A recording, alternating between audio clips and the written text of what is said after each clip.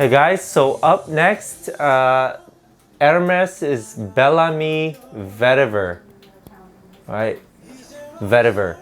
Now, if you're a lover of classic scents, then this has been on your radar, right?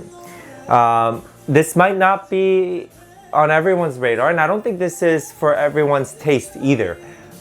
This is one of those fragrances. It's an interesting one to review because it's a beautiful, beautiful scent, but it's not the most wearable. It's not the most mass appealing. You have to know what you're getting, right? But this is one of those scents where some people, it's going to be an easy 10 out of 10, right? If you're in this category that ends up liking these types of scents, you're going to love it. It's a masterpiece in terms of the artistry. So Bel Ami Vetiver. Let me first tell you sort of how I came across this fragrance. It kind of happened all at once, but one thing was I saw a review by one of my favorite channels is Smells Good, I think, with AC, right? The guy Fellas. So he introduces a lot of very rich, opulent fragrances, which I love, in addition to a lot of good designers. So he praised this one, and that's how it got on my radar. It just seemed attractive to me. I looked at the notes, and then I was walking, I was in Bloomingdale's and then past Hermes, was smelling H24 and I just saw the original Bel Ami and decided to smell it, and there's something very attractive on the first smell. So it's a very rich, intense kind of fragrance, ambery fragrance and it just hit my nose so strongly. I thought, wow, this is great. And I love the note of vetiver in general, so I thought Bel Ami Vetiver has to be perfection, right? Even better than the original Bel Ami. And not having the original Bel Ami, I can't really compare it because I'd have to test both side by side many times to be able to tell you. But let's just talk about this one in particular, right? So I mentioned it is potentially a masterpiece, but not the most wearable for everyone, and not the most mass appealing scent. So basically, if you look at the notes, this has got Russian leather, styrax, elemi resin. I think it's got some basil as well, vetiver obviously, and interestingly civet. And I might be missing a couple notes, but basically a resinous, ambery fragrance with the pronounced leather note. But when I smell this, I don't really, the leather is definitely there, but to me, the amber is more dominant than the leather, the amber accord, with the resins. This is a very intense and actually kind of almost smoky.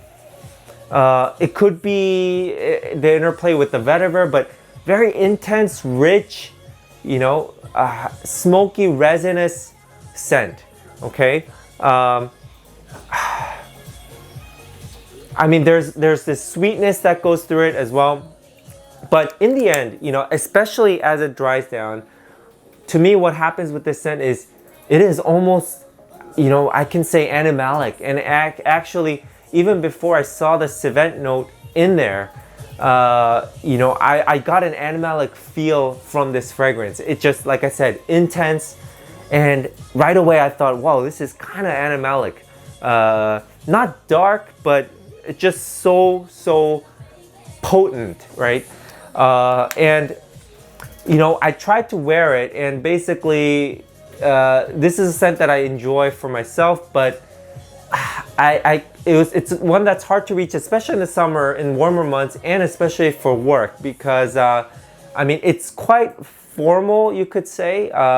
It would work really great dressed up or for special occasions, but because of how sort of rich and classy it smells, it's not the best for an everyday scent. And so it also makes this fragrance, this quality makes this fragrance a lot more mature. And I would say in terms of age group, ideal would probably be 40 plus, actually.